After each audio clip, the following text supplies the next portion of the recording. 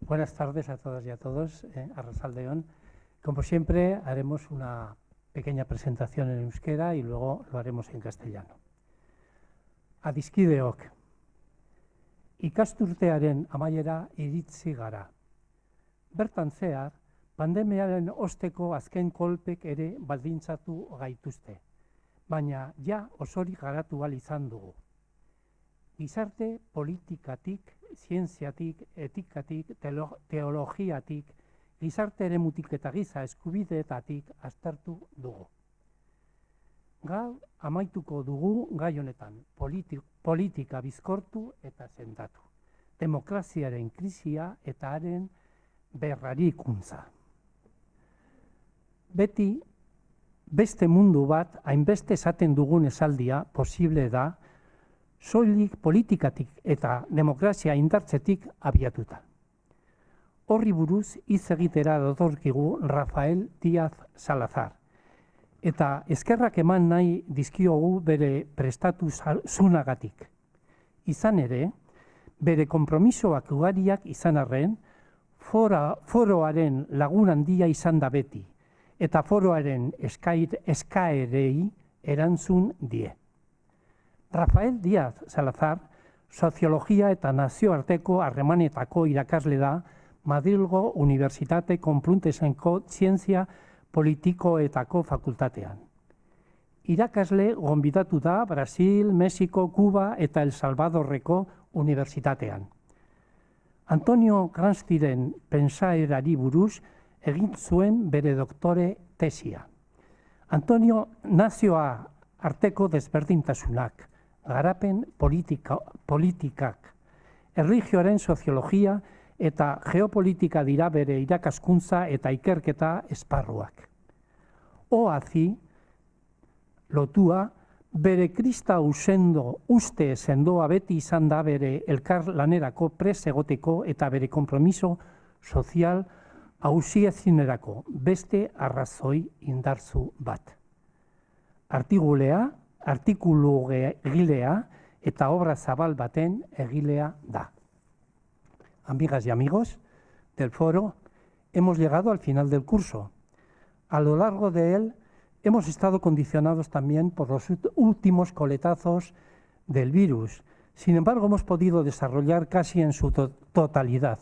Solo enero y febrero tuvimos 2 conferencias en streaming. Lo demás ha sido presencial. Hemos analizado la sociedad desde la política, la ciencia, la ética, la teología, desde el campo social y desde los derechos humanos. Hoy terminamos con el tema Reanimar la política, crisis y reconstrucción de la democracia. La frase que tantas veces decimos, ¿otro mundo es posible?, solo es posible desde la política y el fortalecimiento de la democracia.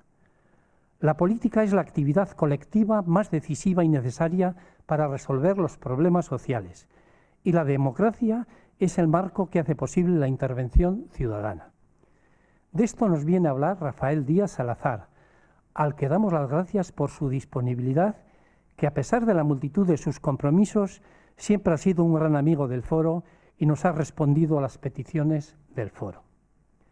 Rafael Díaz Salazar es profesor de Sociología y Relaciones Internacionales en la Facultad de Ciencias Políticas de la Universidad Complutense de Madrid. Es profesor invitado también en universidades de Brasil, México, Cuba y El Salvador. Realizó su tesis doctoral sobre el pensamiento de Antonio Gramsci. Sus ámbitos de docencia e investigación son las desigualdades internacionales, las políticas de desarrollo, la sociología de la religión y la geopolítica.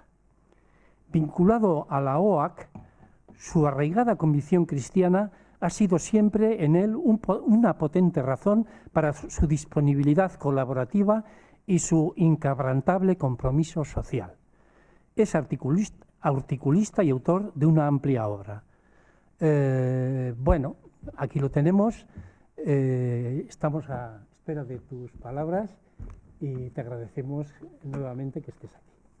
Muy bien, pues muchas.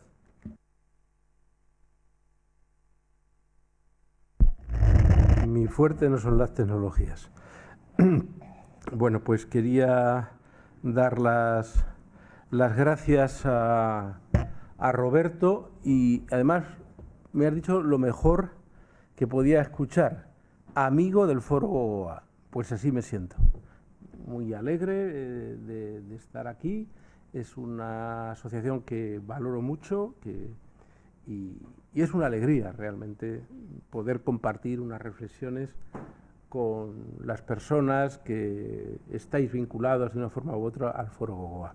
Me vais a permitir que haga memoria de una persona extraordinariamente querida por mí y doy por hecho que también por las personas que tenéis vínculos con el Foro Gogoa, que es nuestro querido Javier Pagola. Javier Pagola está más vivo que nosotros y no estoy hablando de forma figurada, sino real. Lo que pasa es que él ha salido ya de la jaula del espacio-tiempo. Yo soy muy aficionado a la astronomía en sus dos dimensiones, la cosmología y la astrofísica. Un aficionado de a pie, ¿no? Pero esto de tener una especie de fijación con el cosmos y también con toda la divulgación que hay dentro de la física, pues te lleva a resituarte en algo que supera los límites del espacio-tiempo, ¿no? Por lo tanto, quiero hacer memoria de esta persona tan sumamente querida por mí, que rebasó la jaula del espacio-tiempo, que es, por lo menos por lo que a mí respecta, lo que yo deseo y que además no sea excesivamente tarde. No tengo ninguna gana de vivir esos 130 años que nos prometen, ¿no? Como decía el otro día en una viñeta, perdonadme, o agradecérmelo, el roto, ¿no? Vamos a vivir 130 años según la genética, y decían, sí, 80 de vida y 50 de geriátrico, ¿no? Bueno, pues yo no estoy por esa labor. Bien, el tema ya lo ha dicho Roberto, está claro, y me voy a centrar en la cuestión de la política y lo político, y voy a empezar hablando esta vez sí de forma figurada. A la política le pasa cuando lo mismo que a alguien que, aunque está sano, de pronto tiene un desvanecimiento y hay que llamar a la ambulancia para que lo reanime, ¿no? Pues la política está bastante desfallecida. Y cuando yo digo esto, tengo un inmenso dolor, porque desde jovencito pues yo he tenido la fortuna de estar, como todas las personas que estamos aquí, muy socializado en lo político. Yo no soy antipolítico ni soy antipartido, admiro a mis amigos anarquistas, tengo un corazón anarquista libertario, pero en la cabeza tengo el Estado. Y entonces no soy anarquista, y en la medida en que no lo soy, aunque me gustaría pero no puedo, pues resulta que yo no soy de los que se lo pasan bomba criticando a los políticos, a los partidos y al Estado y todas esas cosas, ¿eh? Por tanto, necesitamos reanimar la política, igual que necesitaríamos reanimarnos si alguna de las personas que estamos aquí tuviéramos un desfallecimiento. Pero bien, si hay que reanimar la política y la forma, como vamos a ver, es a través de la reconstrucción de la democracia, pues lo primero que hay que hacer es tener un breve análisis de lo que es, es el malestar democrático. Voy a empezar hablando un poquito del malestar democrático. Bien, y dentro del malestar democrático he de hacer una primera salvedad, y es hacer un elogio de la democracia. Los que vivimos lo que fue la dictadura franquista, pues desde luego, bendita la democracia, con todas sus imperfecciones, las que hay y 1000 millones más. Volver a la dictadura, nunca, ni a ningún tipo de dictadura, ¿eh? Entonces, no es lo mismo democracia que dictadura, por muchos fallos que la democracia tenga.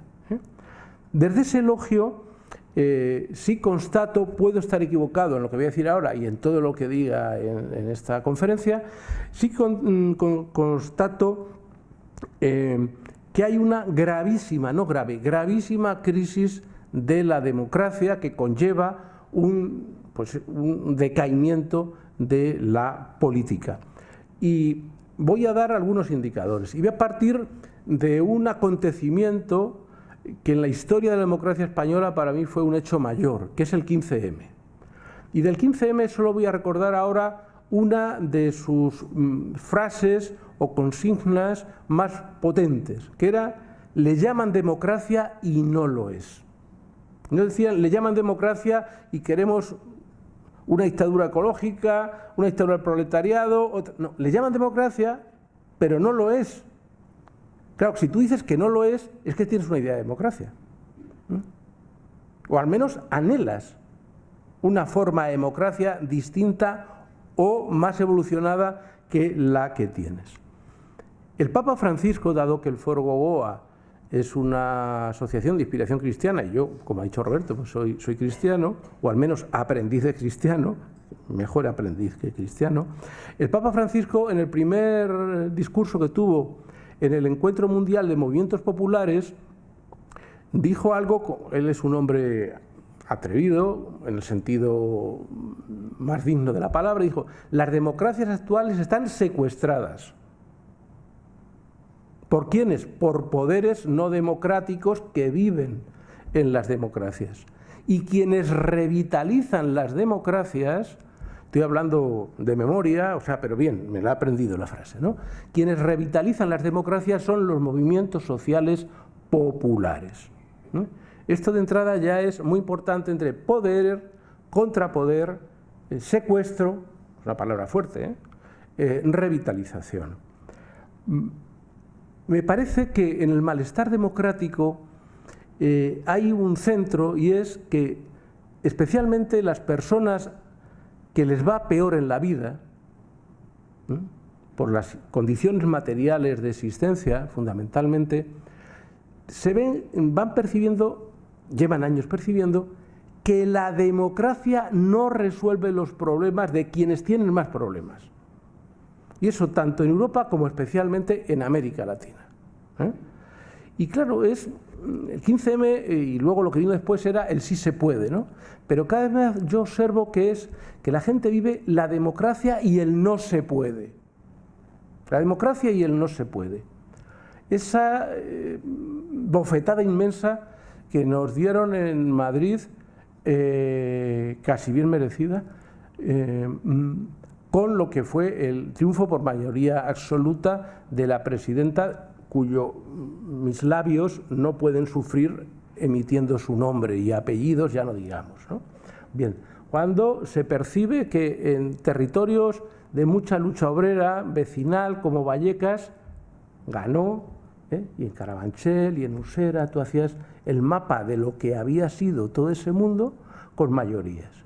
Entonces, ¿qué pasa? Pues que si la democracia no sirve para darme de comer, y todo lo que conlleva eso, bueno, pues que me lo den los que tienen. Entonces, esto es una especie de creciente despolitización, de una abstención cada vez más fuerte.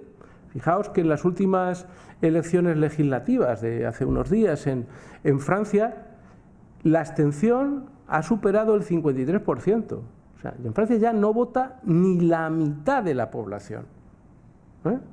Si se van haciendo estudios de abstención y eso se mapea por barrios, los pobres no suelen votar. Los empobrecidos, cuanto más empobrecido y más precarizado, más te sientes a años luz de la política y de la democracia.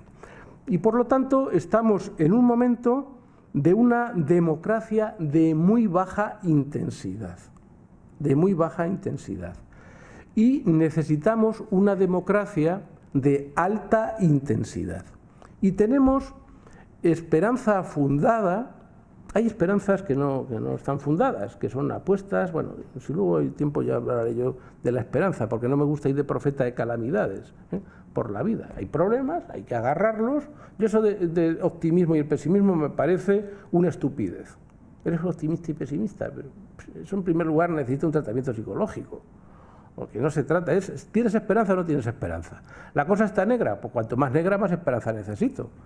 Pero tirar la toalla nunca, que está la cosa negra. Pues no, pues ya hablaba San Juan de la Cruz de la noche oscura. Pues igual que hay noches oscuras en la mística, hay noches oscuras en la política, en la sociedad, en la economía. Pero en medio de la noche oscura no puedes decir, pues yo a dormir. No, en medio de la noche oscura, pues como decía el poeta León Felipe, voy a intentar ganar la luz. Si lo logro, pues muy bien, y si no, bueno, pues mereció la pena intentar ganar la luz, ¿no? Bien, entonces hay una esperanza fundada porque también en la sociedad civil hay un sector con una pulsión democrático radical muy grande. Personas que quieren una democracia expansiva. Y bien, cuando se habla de esta especie de antagonismo entre democracia de baja densidad y de alta densidad y democracia contraída o expansiva, esto nos lleva a plantearnos un tema muy importante, y es las formas de concebir la democracia. Las formas de concebir la democracia. Y me voy a referir en esta intervención a tres formas, hay más, pero voy a referirme a tres. ¿Qué es lo que yo llamo la democracia delegada? La democracia conflictual, está en la RAE, que dudaba mientras preparaba, conflictual, que tiene que ver con el conflicto, y la democracia participativa. Estos tres modelos de democracia no tienen por qué ser antagónicos, deberían ser complementarios, porque cada uno de ellos son necesarios y valiosos. ¿Cuál es el gran problema que desde mi discutible punto de vista tenemos?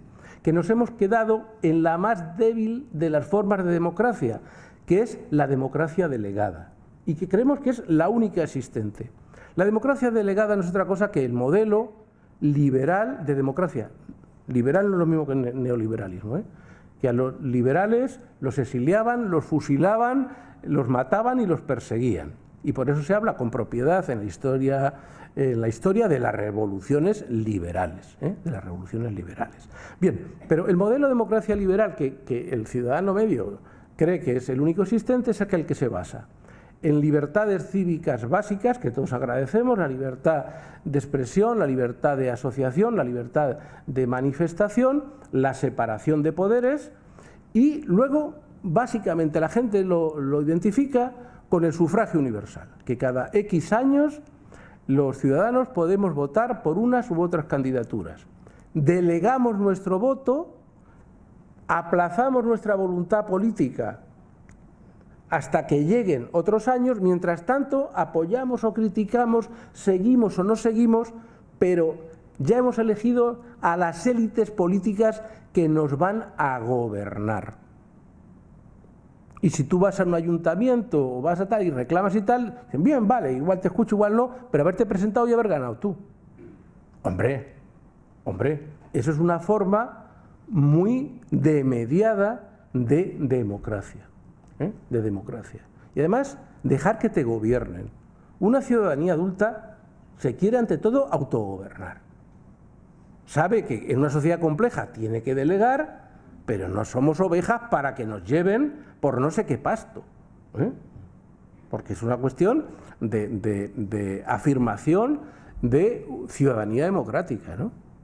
Bien. Luego, frente a la democracia delegada, yo lo que propugno es un modelo de democracia conflictual. He de decir que yo vengo de Castilla-La Mancha, que ustedes lo conocerán por Don Quijote. Bueno, Don Quijote lo puso Cervantes para reírse de los manchegos, porque si hay algo antiquijotesco es mi tierra y sus gentes. Quien nos define es Sancho Panza, que además tenía su sabiduría. Entonces, yo no me gusta el conflicto. Yo soy hijo de Sancho Panza, de llevarnos bien, comer juntos, en fin, persona pacífica. A mí no me gusta el conflicto por el conflicto, no me va eso.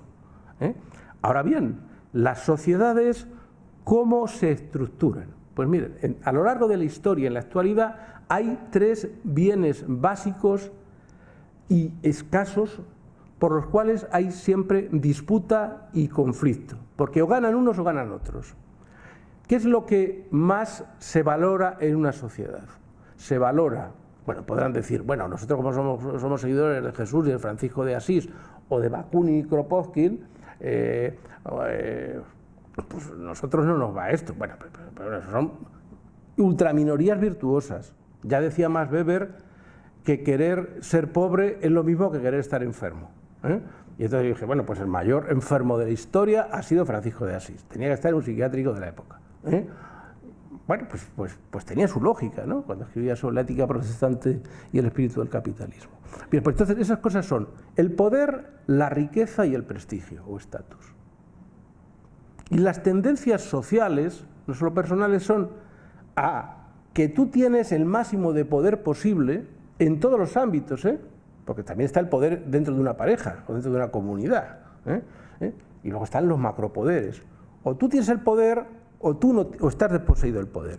O tú tienes la riqueza, los bienes económicos son muy, muy escasos, y entonces hay una lógica histórica respecto a la acumulación de riqueza, o tienes menos riqueza. Y luego tienes prestigio, estatus, o careces de él, ¿no? Entonces, desde mi perspectiva y de otros muchos, la democracia es ante todo un sistema de máxima distribución del poder, la riqueza y el prestigio. Cuanto más repartido y socializado está el poder, hay más democracia. Cuanto más concentrado hay el poder, menos democracia. Y puede haber sufragio universal, parlamento, grupos parlamentarios, instituciones, todo lo que quieran, pero menos democracia. Cuanto más concentrada está la riqueza, menos democracia. Cuanto más distribuida está la riqueza, más democracia. Cuanto más repartido está el prestigio o el estatus, que yo en esto lo relaciono con el capital cultural, una persona culta siempre tiene un prestigio. Y cuanto más analfabetismo secundario hay, pues menos prestigio. Y por lo tanto, la democracia es una lógica que nos lleva a desempoderar y a empoderar, a desenriquecer, séame permitida la expresión, y a enriquecer, a socializar el máximo el prestigio. Me avisas. No valgo para la tecnología, no sé. La primera vez en mi vida que me pongo cuentas estas.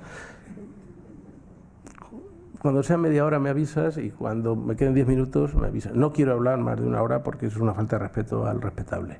Bien, entonces, vuelvo. Empoderar, desempoderar, desenriquecer, enriquecer, prestigiar, no desprestigiar a nadie, eso no hay que hacerlo, pero sí socializar los prestigios. Y claro, esto inevitablemente genera conflicto, porque quien tiene poder no quiere dejar de tenerlo. Quien tiene riqueza no quiere dejar de tenerla. Y quien tiene mucho prestigio y estatus, pues intenta tener cuanto más en exclusiva, mejor. Y entonces la etimología griega de democracia es demos kratos, es decir, poder del pueblo. Poder del pueblo contra poder popular. ¿Para qué? Para que el pueblo, a través del sufragio universal, consiga desempoderar, empoderar, desenriquecer, enriquecer, socializar el prestigio. Y eso genera conflicto. Claro, ¿cómo han resuelto los poderosos y los ricos en las democracias? Cooptando la política. Hoy día, por tener por mayoría absoluta el gobierno, no tienes el poder. No basta sino con analizar lo que está sucediendo en el último gobierno. Allí cuando se toca poder financiero, poder mediático, poder empresarial, ¿quién se doblega? El gobierno, pero en España y en todos los lugares, porque se ha perdido esa dimensión de vamos a echar el pulso, es decir, del gobierno al poder. No, sino que se gobierna ante todo con el poder. Se gobierna ante todo con los que tienen la riqueza. Y se introducen reformas que nunca toquen demasiado el statu quo del poder y de la riqueza. Claro, quienes carecen de bienes, quienes tienen muchas necesidades, quienes tienen en todas las dimensiones de la vida cotidiana muy poco poder y escasa riqueza, pues, no es mi juego. Y comprendo la lógica histórica del anarquismo. La comprendo. no la legitimidad, pero la comprendo. ¿Qué voy a perder yo el tiempo con elegir a unos y a otros que después van a lo suyo, a sus peleas intrainstitucionales? Pues no, yo no, con este circo no juego, y por eso la abstención es tan sumamente elevada y el apoliticismo.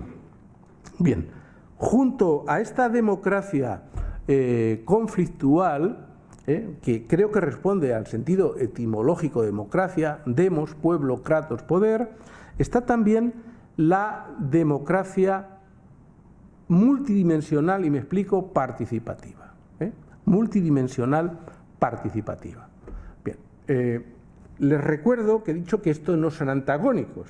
En una sociedad compleja hay que delegar, pero eso se pasa hasta en una asociación de vecinos, ¿no? O en una plataforma ciudadana de barrios, que no todo el mundo puede hacer a la vez, pues eso es de cajón. Cuanto más compleja es una sociedad, tienes que delegar, tienes que controlar, tienes que participar, te tienen que abrir, pero al final hay delegación. Bien, entonces, democracia delegada con democracia conflictual, con democracia participativa, son articulables. Lo que pasa que creo y afirmo que no tenemos una democracia conflictual, relativamente hay algunos conflictos, pero no un conflicto estructural, no violento. Yo soy de la cuerda de Gandhi. O sea, unas personas más conflictivas. Muchas veces cuando hablas de conflicto la gente se pone nerviosa, ¿no? Yo digo, ¿habrá gente más pacífica y pacificada que Gandhi? Nadie lo dudará. Pero en la historia de las personalidades conflictivas, una de las más conflictivas ha sido Gandhi.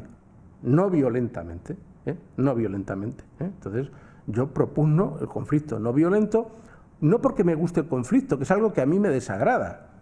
A mí el conflicto personalmente me desagrada, pero es algo inevitable si queremos la distribución del poder y de la riqueza. Bien, digo, pues ahora en la parte de la democracia participativa empiezo a explicar qué es esto de la democracia multidimensional.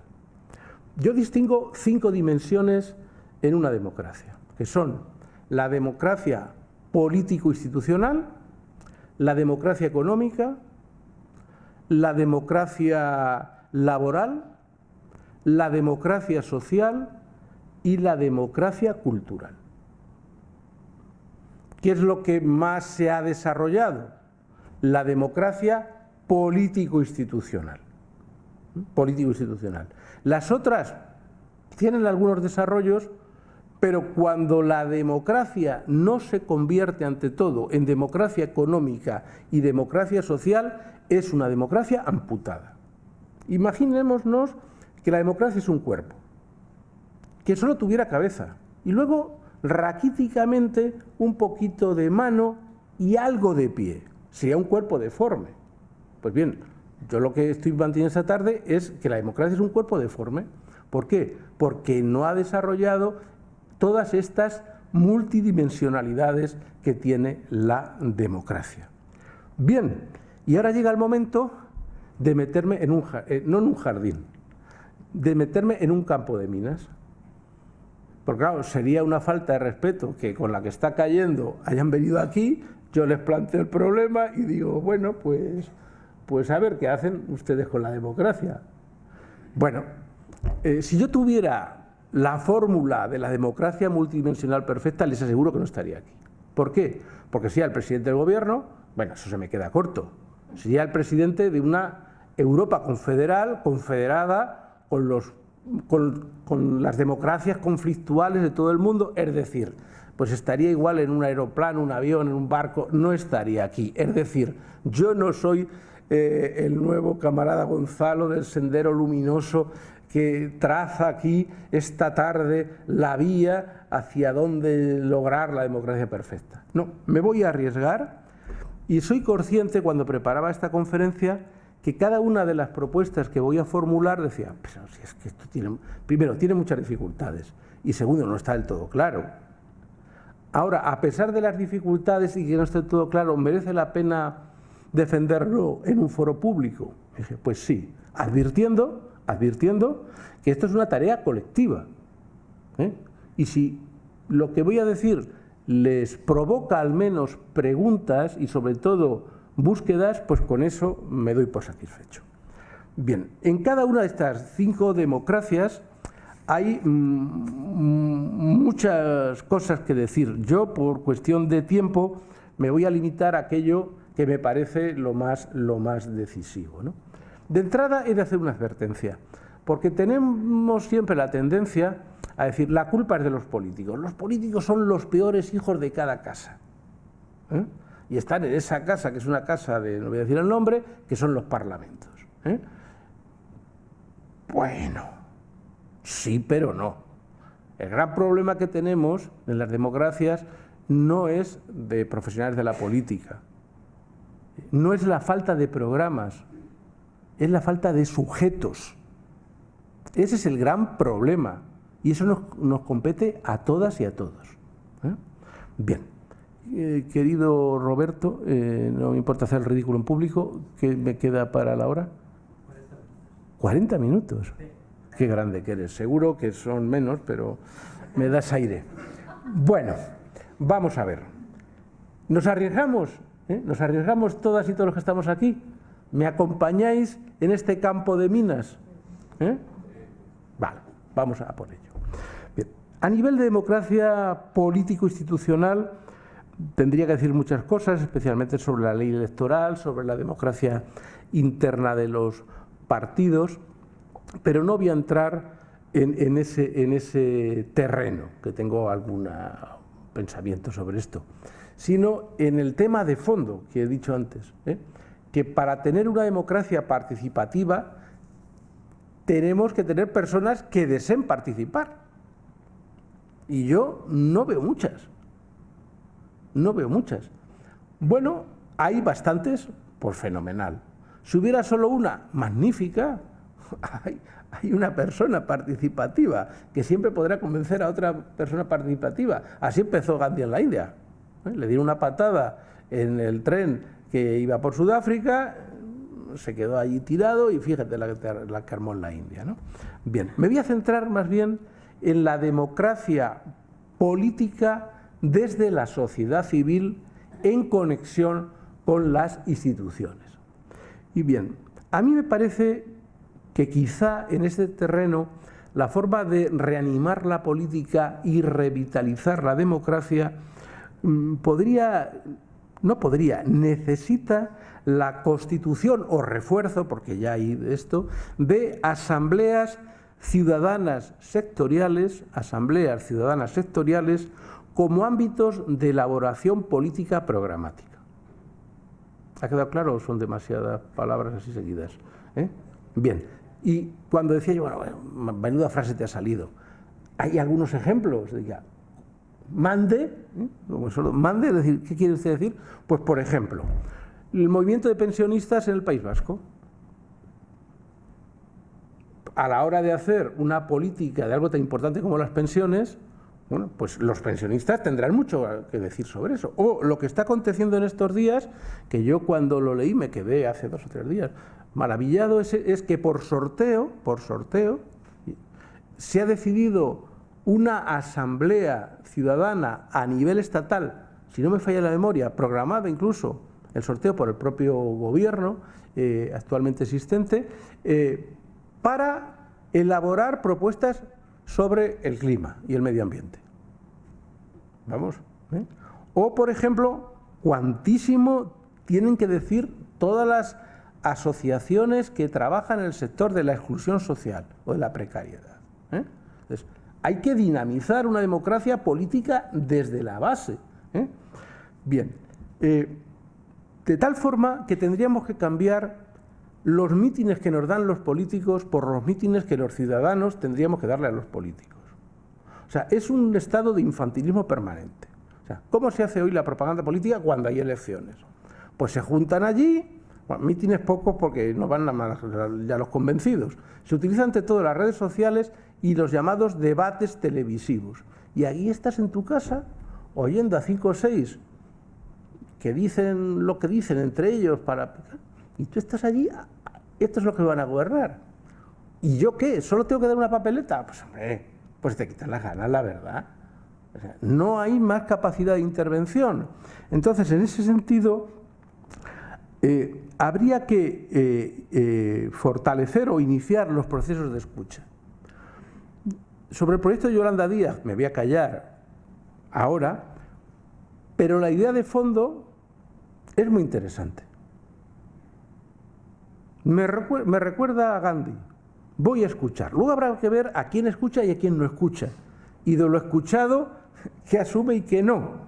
Pero de entrada, alguien. Soy muy crítico por otro lado, pero no voy a decir por qué. Pero ahora me quedo con lo que considero positivo, ¿no?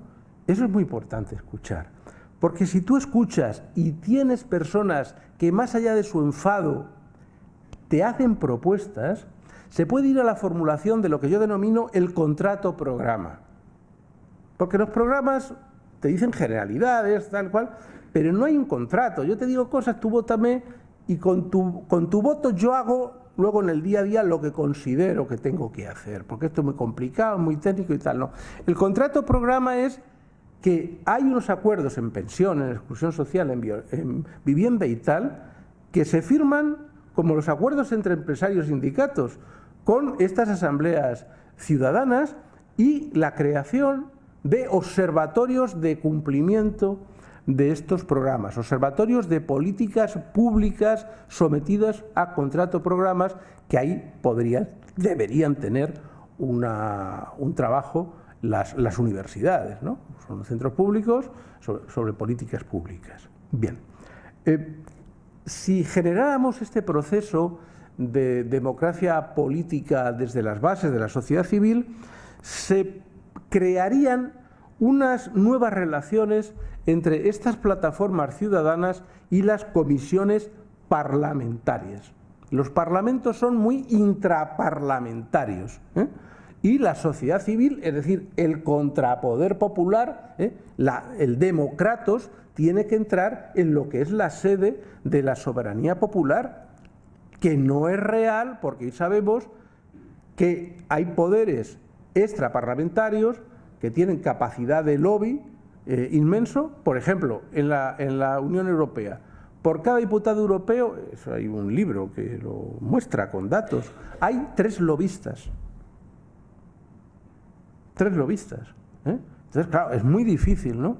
Entonces, estas comisiones creo que podrían tener cierto valor. Y finalmente, lo que voy a decir ahora decía, pero no lo digas. Venga, lo digo, que no lo digas. Pero bueno, venga, lo digo. Bueno, pues yo estoy enamorado y he leído críticas y suficiencias, pero a pesar, pues uno cuando se enamora, se enamora. Pero no ves que es tuerta, o eres tuerto, es tonto, pero bueno, pues lo quiero. He dicho tonto, no he dicho tonta. O sea, tonto soy yo, mi mujer es inteligente. ¿Está claro? Bien. Entonces, ya está. Qué tontería acabo de decir. Bien, en definitiva, ¿qué quiere decir lo que digo ahora?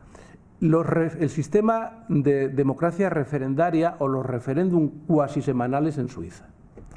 Claro, cuando digáis esto, decir, ¿cómo?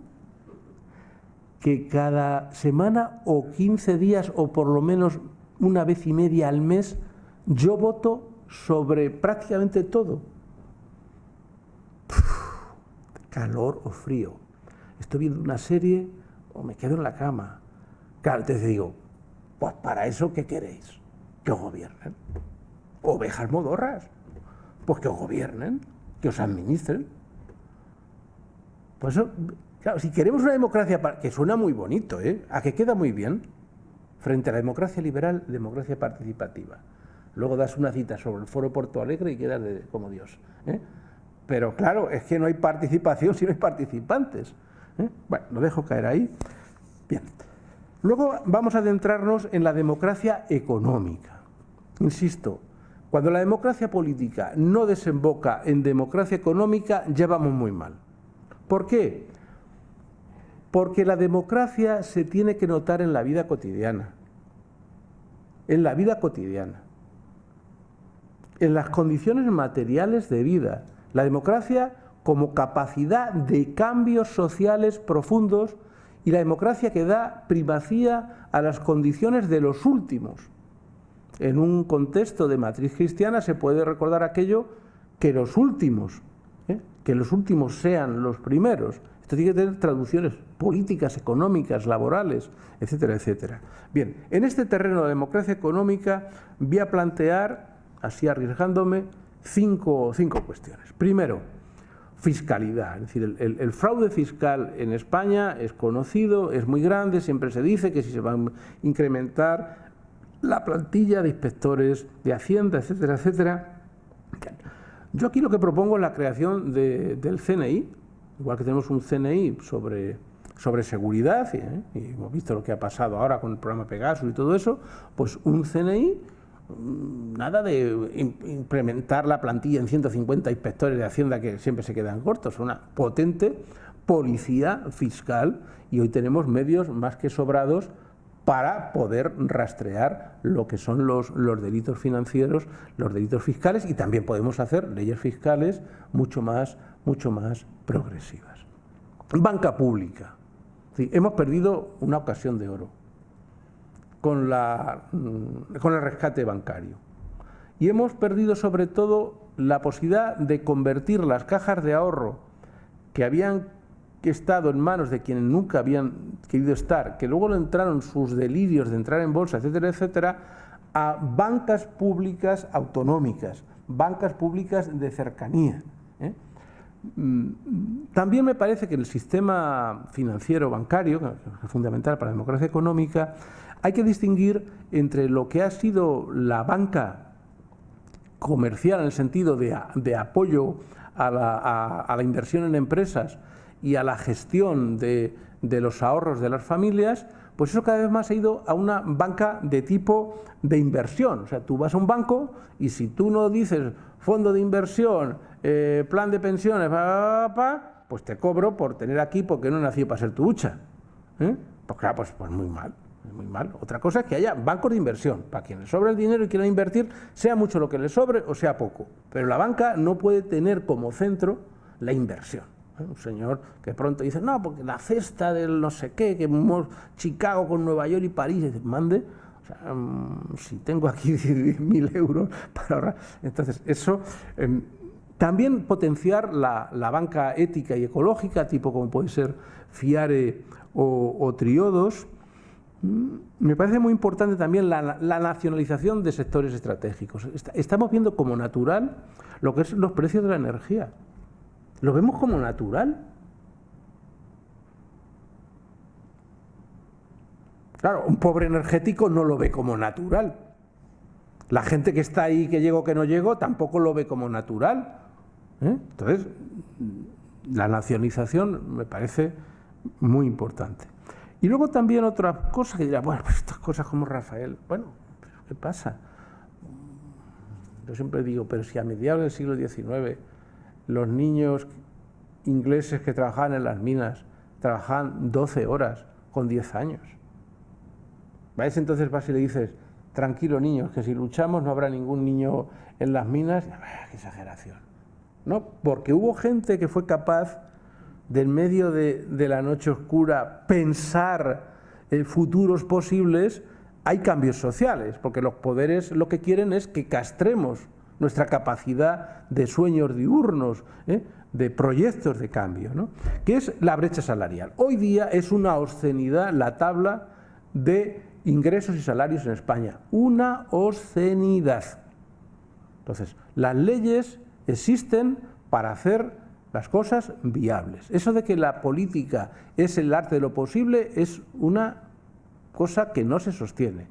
La política consiste en el arte de hacer posible lo que es necesario. Hacer posible lo que es necesario. ¿A dónde voy? Pues que hay que legislar en torno a salarios techo y a salarios suelo. Es decir, no se puede ganar más de una determinada cantidad, no se puede ingresar menos de una cantidad. Para eso que necesitamos democracia conflictual. Leyes para el conflicto social. ¿No creemos en la soberanía de la ley? La ley se construye, la ley es una construcción social. Cuando se está planteando ahora si se prohíbe o no la prostitución, pues cuando uno va por las carreteras de España y va viendo lo que ve, que es trata de personas, pues si hay una ley que eso lo impide, no voy a entrar en, que ya sé que habrá incluso aquí posiciones sobre este tema. No voy al fondo, al tema de la prostitución, sino al tema de lo que se puede hacer con las leyes. Bien, en la democracia social me voy a centrar en dos aspectos. Uno ya me he referido, el de la energía, y voy a pasar un poco por encima, pero en un tema me parece crucial, la vivienda. Pero ¿cómo van a amar los jóvenes la democracia? ¿Qué es lo primero que le dice una persona joven, adulta? Independizarse, lo que queríamos todos, por mucho que adoráramos a nuestro padre y a nuestra madre. ¿Quién se puede independizar? ¿Por qué la vivienda tiene que estar sometida a la lógica del mercado? La vivienda de lujo, me parece bien, pero viviendas básicas, con calidad, no situaciones habitacionales de 25 metros cuadrados, no tienen que estar en modo alguno sometidos a la lógica del mercado. Es un bien básico, fundamental, para tener una vida con dignidad. ¿Eso que lleva? La democracia conflictual, porque hay muchos intereses con las promotoras, las grandes empresas, la capacidad inmensa que tienen ellas de intervenir en las élites políticas, la salida de las élites políticas a las grandes empresas, que esa es otra, y eso está en todas las casas, incluso la extrema izquierda, donde vuelven la mayoría, vuelven al redil del poder y de la riqueza. Entonces necesitamos poner el democratos, el poder popular, frente a los mercados de bienes básicos como es la vivienda. Y así se va a vivir lo que es la democracia social. Otro aspecto también muy importante es la democracia laboral. Y de nuevo vuelvo a lo mismo. Dicen que los jóvenes están despolitizados. Vamos a ver, un joven que no puede tener vivienda. Fíjense ahora la explosión de los precios de los alquileres medios. No sé si en Navarra, o Navarra me dicen que es un medio paraíso, pues a lo mejor aquí no. Pero fuera de los paraísos, donde vivimos las personas no paradisíacas, pues a un joven le encuentran contratos precarios. No puede con la vivienda, no puede tener hijos. Y entonces, si en el sitio de trabajo, que es donde pasa tu vida cotidiana, si tienes trabajo, esa es otra, y en dónde juntarte con tu amor y hacer el amor para tener hijos amorosos e hijas amorosas, pues tampoco, ¿cómo pueden ir? ¡Que voy a votar! La fiesta de la democracia. ¿Pero qué es esto? Que la gente no es tonta. La gente no es tonta, en modo alguno. Y por lo tanto, necesitamos que la democracia política se convierta en democracia laboral. Claro, aquí de entrada nos encontramos con dos grandes problemas. El problema de los que están excluidos, los que están desempleados, y aquí lo que se tiene que plantear es el tema de las rentas de vida y la formación activa para el empleo. O sea, tenemos una propuesta también del Papa Francisco del salario universal garantizado, ¿no? Con todas las prestaciones, porque también en esto hay mucha mafia. O sea, los pobres también, por hecho de ser pobres, pues también no son seres seráficos, ¿no? Por el mero hecho de serlos, ¿no? Respecto al precariado, pues tenemos hoy día que es cierto que está creciendo el empleo, pero claro, está la figura de los trabajadores pobres o precarios. Bueno, aquí lo fundamental es una nueva acción sindical. Y aquí, pues claro, nos metemos con los partidos, no podemos olvidar los sindicatos, porque los sindicatos son una pieza institucional de primerísimo nivel. Los sindicatos no saben trabajar en medio del precariado. Los precarios no tienen derechos laborales básicos, y yo hace poco he estado en una asamblea donde estaba Unai Sordo, el secretario general de Comisiones Obreras, y yo dije, oye, ¿cuándo vais a meteros más fuertes con el precariado y no con la aristocracia obrera o con la oligarquía sindical de los liberados in eternum, ¿no? Se parecen a los obispos, ¿no? Que cuando se mueran dejarán de serlo, ¿no? Exagerado, pero no del todo. Respecto a ciertos liberados sindicales, ¿no? Entonces, sin una acción sindical de tipo nuevo es muy difícil, porque las leyes de reformas laborales, la última ha avanzado, pero a los sectores ultra precariados no va a llegar, es imposible que llegue. Es imposible que llegue, porque muchos están en economía sumergida o en empresas de muy difícil fiscalización. Entonces, ahí se requiere una innovación sindical muy fuerte.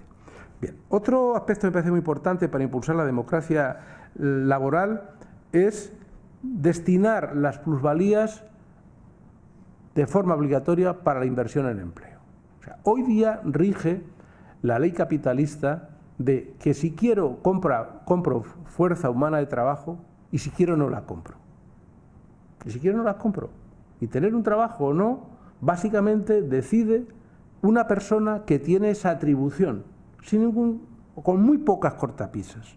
No digo sin ninguna, con muy pocas cortapisas. Recordad la fortísima oposición a la subida del salario mínimo. ¿Cuántos de ellos, si tuvieran que vivir con ese salario incluso subido, se hubieran opuesto, ¿no? Claro, entonces hay plusvalías, hay empresas que van muy pegadas y entonces, claro, no le vas a pedir más que poder sobrevivir. Luego diré cómo sobrevivir con participación. Pero hay grandes empresas con múltiples plusvalías. Por ejemplo, la banca es una vergüenza. Es una vergüenza lo que están ganando estos señores, ¿eh? Y encima recortando trabajos, ¿eh? Y poniendo maquinitas, etcétera. Y así en muchos sectores, ¿no?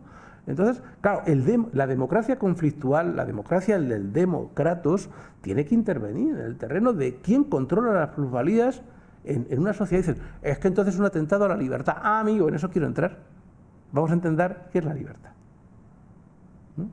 El modelo liberal de libertad o el modelo republicano filosófico. Bueno, la libertad como no dominación. No voy a entrar en filosofías ahora. Bien. Otro aspecto que me parece muy importante es la cogestión empresarial, es decir, la participación de los trabajadores en la dirección de las empresas o al menos de la información. Es cierto que hay muchas empresas de tipo pequeño, mediano, que van muy al límite, pero lo que no se puede hacer es que de pronto, eso lo sabe muy poca gente y te viene un cierre empresarial. Es que no tenemos más, hombre, podías haber avisado, nos habíamos autorregulado, quizá habíamos cambiado los turnos, los salarios, etcétera, etcétera. Es decir, una democracia demócratos de soberanía popular requiere que el factor trabajo tenga una representación en los órganos de dirección respecto al factor capital. Entonces dicen, no, es que dado que yo soy el que puedo invertir, no me voy a venir a que tú me coartes. Bueno, ese es un modelo de democracia liberal, no un modelo de democracia demócratos, de soberanía popular. Es que detrás de esto hay una visión de la sociedad. Hay una visión de la sociedad. Y en esto el Papa insiste mucho en que no es posible una democracia expansiva, revitalizada, sin cambiar la lógica económica que secuestra la lógica democrática.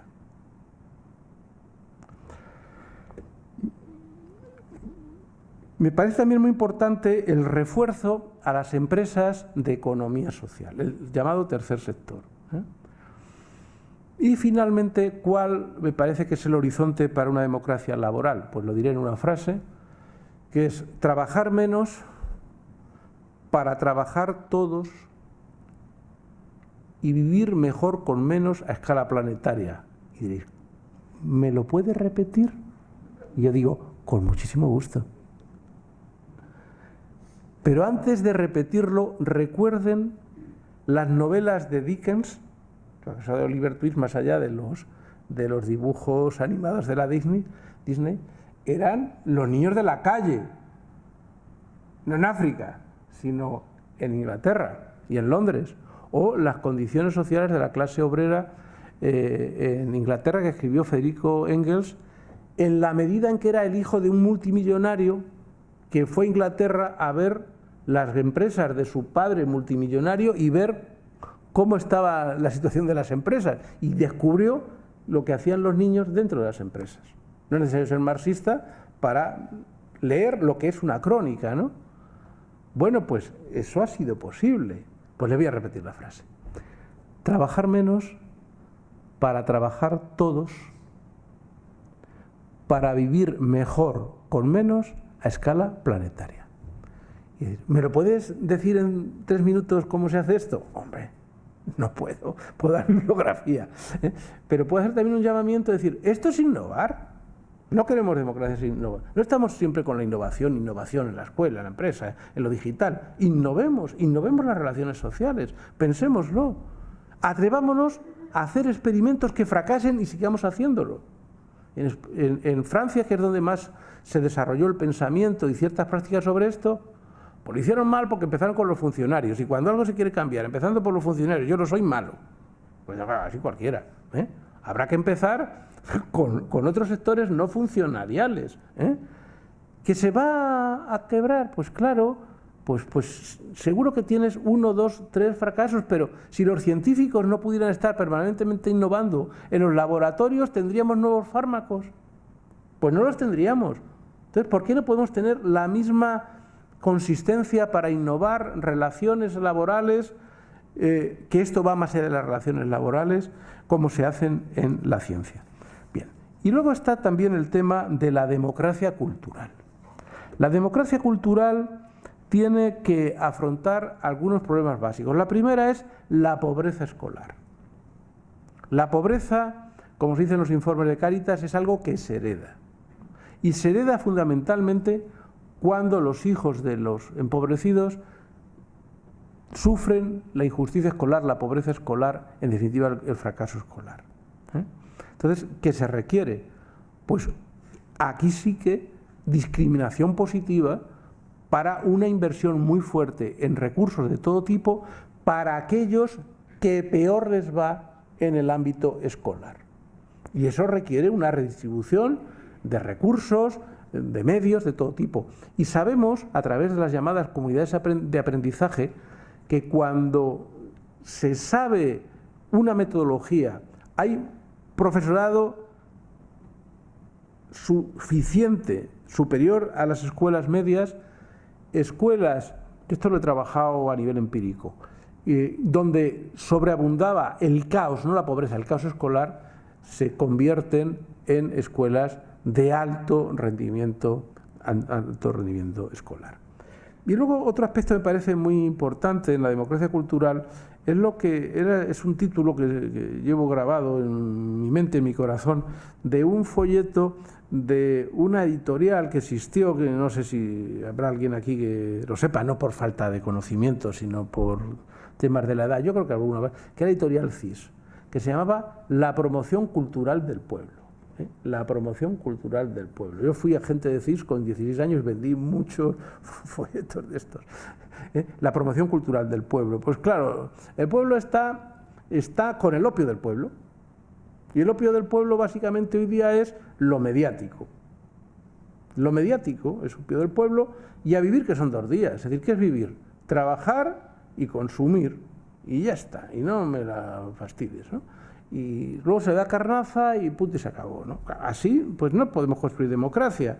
Eso pasa por la necesidad de la animación sociocultural en los barrios, que va más allá de organizar fiestas, y lugares de cerveceo y cosas así, por universidades populares que vayan más allá del folclore y las costumbres, y también por escuelas de concienciación social, sindical y política e iniciación al activismo ciudadano. Pero sobre todo en el tema de la democracia cultural, solo lo voy a enunciar, no me puedo extender, necesitamos fortalecer una contracultura contra lo digital. Me lo he guardado. Qué rabia, lo tengo una semana, por eso no sé cómo funciona, pero yo tenía un viejo Nokia que me dio mi padre antes de morir. Esto es veneno. Y me diréis, hombre, qué exagerado. Tenéis razón, pero fundamentalmente esto es opio, sobre todo en manos de niños, porque ya hay bebés con chupete, lo habréis visto alguna vez, que ya están atontados desde el principio, y luego le dicen que son nativos digitales. No, son hijos de personas que, en fin, no quiero que se me caliente la boca, porque ¿por qué no nativos ecologistas o nativos poetas? Uno nace y es lo que en los primeros años le das, pero si lo atontas desde el principio, Entonces, claro, malamente, o sea, por aquí vamos muy mal, puedo estar equivocado, Y entonces, pues necesitamos un estadio post-digital que recupere lo bueno que tiene, pero que sea un sistema de mucha dieta digital ante la obesidad audiovisual que nos está matando con un colesterol de muchas dimensiones. Bien. ¿Qué me queda? 5 minutos, bueno, 5 minutos de oro. Bien, claro, por aquí no ha aparecido nada de algo que es fundamental, que es el tema de lo que se podía denominar la democracia global ecointernacionalista. Dirás, bueno, mande. Es decir, que no podemos pensar la reconstrucción de la democracia sin tener la perspectiva del internacionalismo. ¿Y cuál es la perspectiva del internacionalismo? ¿Cómo le va a África? ¿Cómo le va a Asia? ¿Cómo le va a América Latina y el Caribe? Porque si no caemos, y eso se ve mucho con la respuesta a las migraciones, en lo que yo denomino el demonazismo. Y esto lo voy a explicar muy fácilmente. ¿Qué es el demonazismo? Bueno, crear islas de democracia, incluso avanzada, y de bienestar, en partes muy pequeñas de la Tierra. O sea, la suma de toda Europa, Estados Unidos, Canadá, Japón y Oceanía, te da un 21% de la población. La mayor parte del mundo está fuera de esto. Entonces, cuando la punta del iceberg de la pobreza y la miseria y la injusticia planetaria en el mundo, que son las migraciones, nos vienen, entonces, ¿qué aplicamos? Aplicamos algo no tan brutal, estoy hablando ahora de una forma figurada, pero algo que tiene algo que ver con los campos de exterminio. No tan brutal, no se les somete a la muerte, ¿no?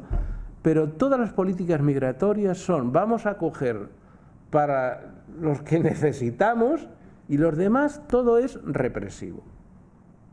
Así no se construye una democracia cosmopolita, una democracia global, y la mejor democracia occidental es mala si no se convierte en una democracia universalizada. Y otro aspecto que me parece muy importante es el tema de la transición al postcapitalismo ecológico. Esos dos temas los quería señalar, no los he tocado, pero me parecen muy importantes.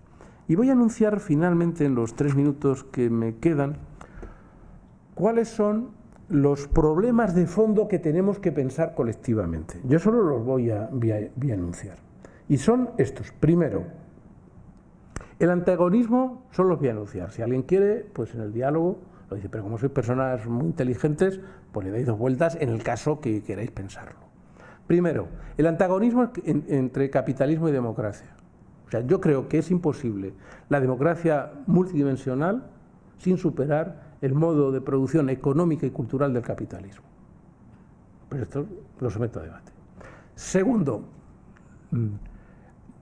¿tenemos que ser algo más que socialdemócratas?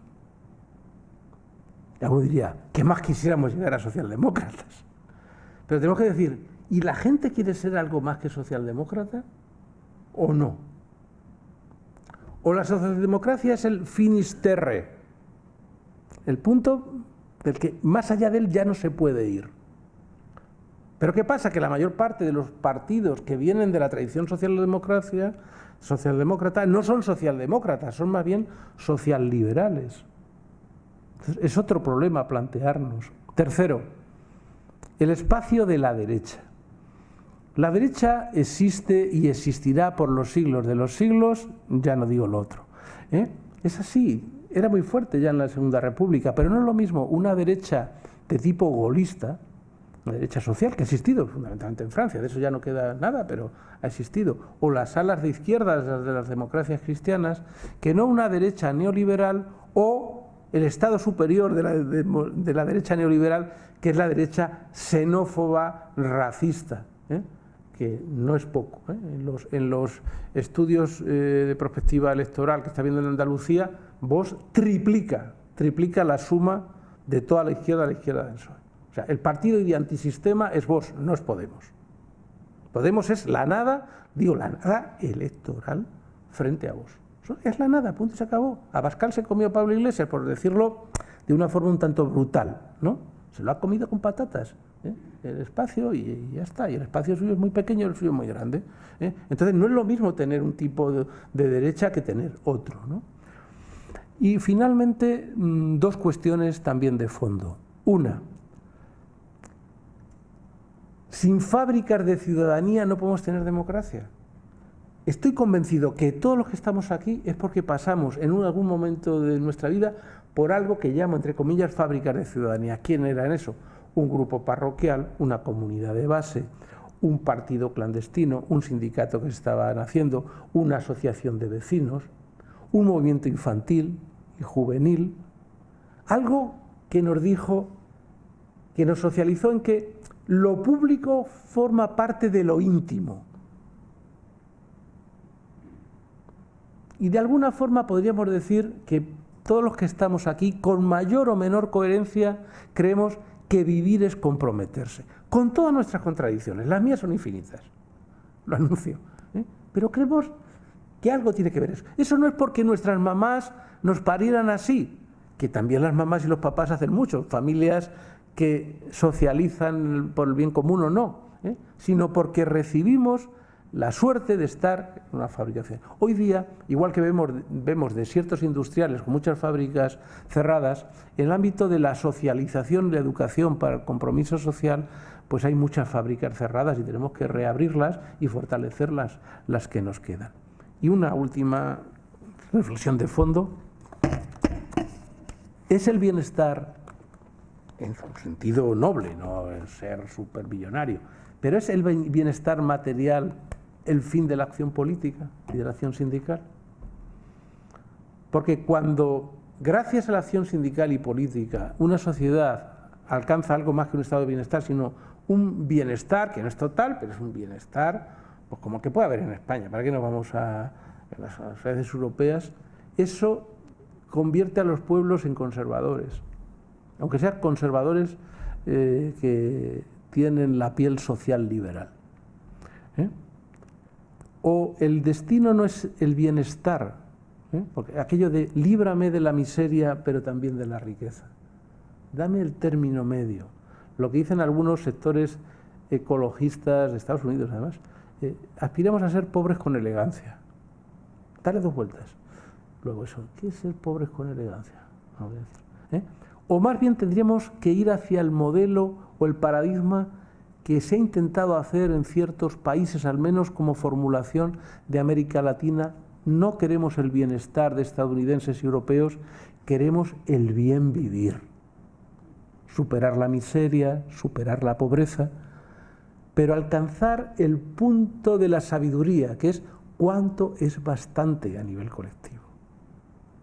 Porque sin cuánto es bastante podremos tener capitalismo verde, coches que no contaminan, truchas que saben a trucha, ríos, tal, pero a base de un nuevo extractivismo. De un nuevo extractivismo. Entonces, bueno, pues eso era lo que quería decir. Pido perdón por haberme extendido, seguro. Roberto, a ver, mátame. ¿Cuánto me he extendido de más? Está bien, pero qué hombre más misericordioso. Quiero ser tu amigo. Bueno, pues lo dicho está, y muchas gracias por su atención.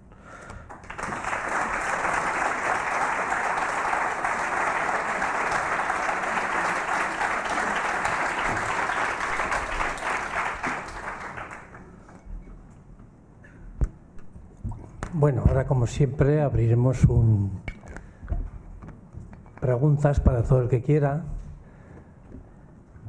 A ver quién se anima. Yo creo que ha sido muy sugerente, ¿no? O ha sido tan sugerente que no sabemos por dónde empezar. Sí, ahí.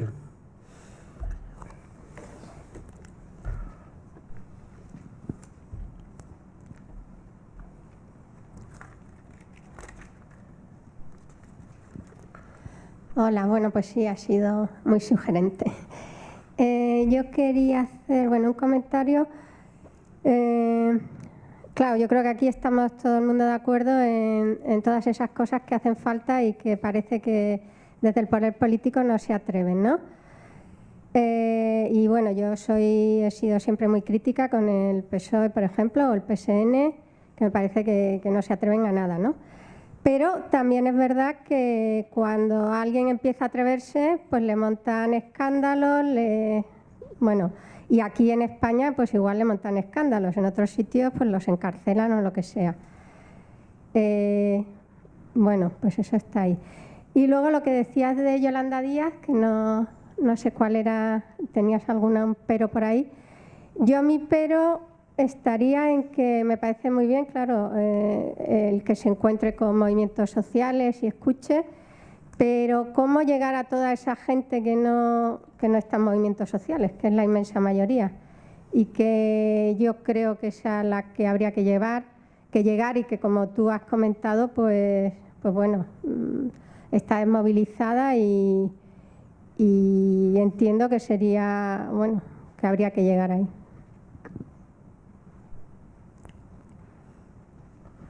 Si son comentarios, pues no quiero acaparar la... Hay una pregunta que era sobre la propuesta de Yolanda Díaz, ¿era? Sí, bueno, vamos a ver. Yo lo que quería... Primero, a mí esto de que la innovación política tenga un nombre y un apellido va muy mal con mi idea de democracia. Y además hay un precedente que en Madrid no ha funcionado, que es el Manuela Carmena. O sea, Manuela Carmena, como una persona que las confluencias sociales organizadas deciden que una cara visible, con una trayectoria muy digna y tal, pues lo visibilices, me parece bien. Que ella sea crítica con los partidos, pues me parece bien, pero decir, dejadme solo con una especie de Juana de Arco, pues eso no. Eso, si se tiene una concepción de democracia participativa, mira, yo no, o sea, no delego a las élites, pero no te voy a delegar a ti por muy baja que seas, ¿eh? Pero bueno, pero muchas veces, pues como Gandhi, tiene que haber personas que rompan y que tengan un capital social. El caso de Yolanda Díaz, pues lo tiene, ¿no? Entonces, los peros van, por eso, cuidado a un nuevo hiperliderazgo. Eso sería mi primer pero. Segundo, el capital político de Yolanda Díaz es básicamente que es una persona... ¿Por qué cae tan bien? Porque es una persona que no insulta, no grita y no le gusta el ruido. Tan mal estamos que una persona con buenos modales es muy querida. Fijaos si estamos mal. Claro, yo lo he dicho, o sea, a mí no me gusta personalmente el conflicto. No me gusta, prefiero más el diálogo, el llegar a acuerdos, personalmente, pero veo que muchas veces cuando no se puede, pues hay que generar conflictos, ¿no? Claro, eso está bien, pero con eso solo no vamos muy allá. Lo de la reforma laboral ha tenido luces, pero también ha tenido sombras. Entonces, el contenido programático de una candidatura, de una plataforma, es que no hay nada formulado. Quizá esté bien que no haya formulado y que esa formulación sea después de un proceso de escucha, y yo lo he puesto como ejemplo en esa propuesta más genérica que hacía, y si llegara a contratos con la ciudadanía, ¿eh? Por lo tanto, esos son los peros fundamentales. Y luego hay también un tema de fondo que yo no puedo ocultar, porque he dicho, miren, yo puedo estar equivocado en todo. Y lo digo no para ganar misericordia, sino porque hace muchos años que me vacuné contra el dogmatismo, ¿no? Yo siempre lo digo, puedo estar equivocado y agradezco mucho la crítica, y lo que me gusta es la elaboración colectiva, ¿no? Pero es que yo creo que los cambios que necesitamos a nivel del Estado en España, y no digamos a nivel internacional, exigen ser mucho más que socialdemócratas. El modelo socialdemócrata, incluso el que prácticamente ya no existe, es muy poco potente para lo que necesitamos. Ahora, estamos tan mal que ojalá hubiera socialdemocracia a nivel internacional. Vamos, me apunto yo sin dudarlo, ¿eh? Pero es que la socialdemocracia tiene muchos pactos con el gran capital, con la industrialización, con el poder militar. Bueno, ahí está Schroeder, ¿no? Al final, o Helmut Schmidt, por no hablar de otros dirigentes españoles, ¿no? Entonces, por ahí iban los peros. Ahora, dicho lo cual, me parece que puede ser interesante. Ilusionante no, es que no se hagan ilusiones de nada. Por favor, prohibido tener ilusiones, prohibido ser optimistas o pesimistas. Tengamos esperanza con cierto pesimismo, ¿eh? Pero esa combinación es muy importante, esperanza con cierto pesimismo, e intentemos ganar la luz. Lo de optimismo, pesimismo e ilusiones, con todos mis respetos, requiere un tratamiento psicológico de maduración.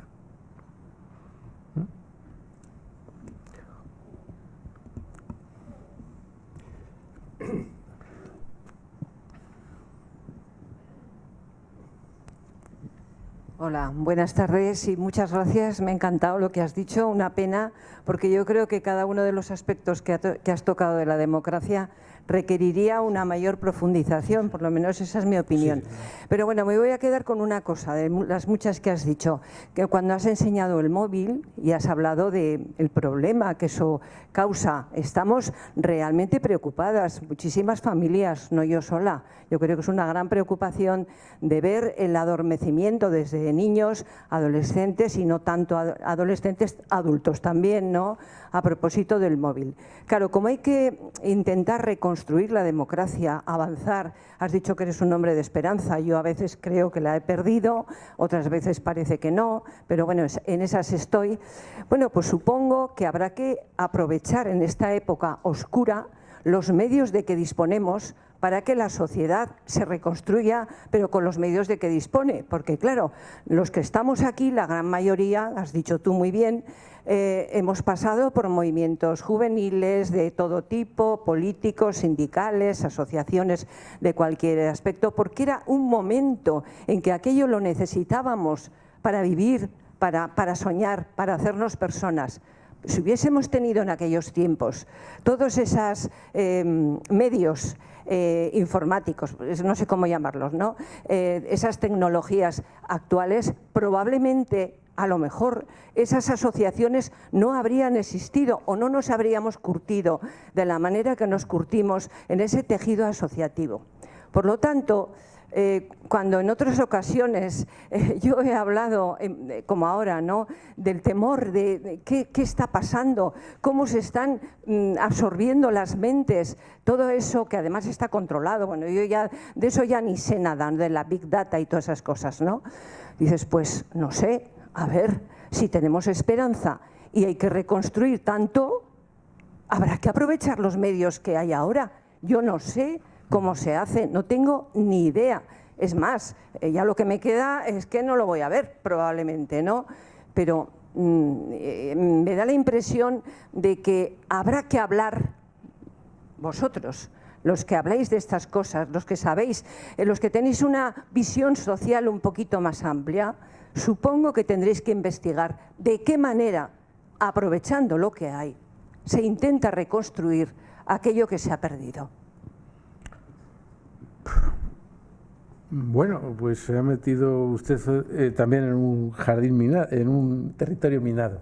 Bueno, primero quiero agradecerle la amable recordatorio sobre los meros enunciados, sin profundizar. Tiene toda la razón, pero yo era consciente de esto, pero he preferido hacer un mapa analítico, y dar las piezas y estimular, porque yo creo que las conferencias, si valen para algo, no es solo para decir, ah, qué bien habló, qué tal, o lo que, sino para luego estimular, ¿no? Pues sobre esto, ¿qué pienso yo y tal? Entonces, bueno, se lo agradezco y tiene toda la razón de que ha sido insuficiente y demasiado esquemático.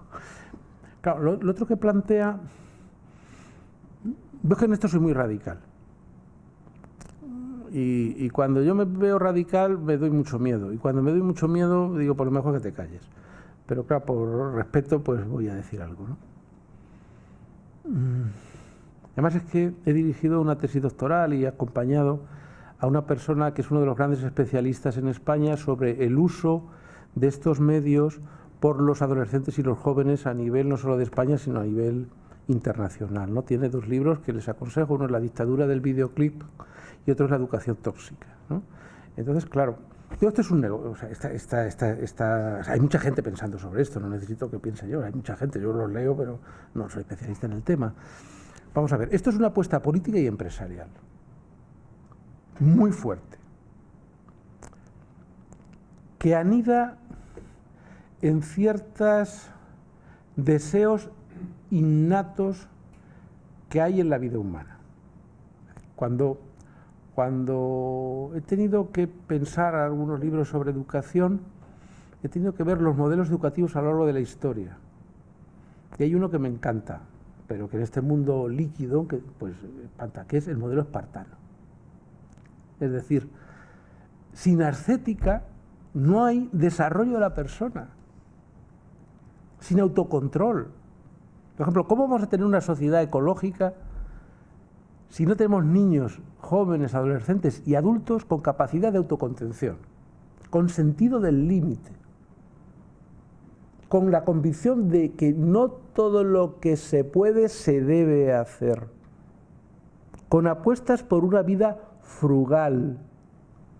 Eso necesita un trabajo interior y colectivo de moldeación de la personalidad.